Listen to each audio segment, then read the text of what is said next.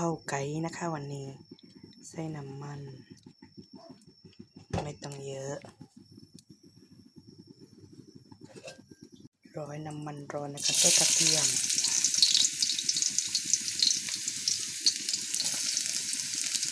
เดี๋ยวเป็นที่เรื่องใส่ไก่อันนี้เราทำเป็นไก่ซับนะคะไม่ใช่ไก่จำเป็นไก่ชิ้นนะคะไม่ใช่ไก่ซับ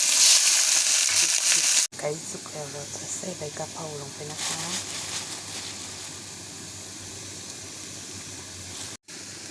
ใส่รสดี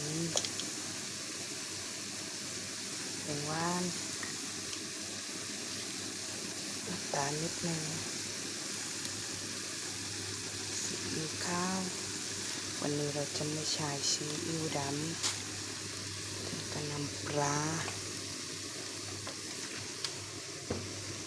ถึงจะใส่ดีปรี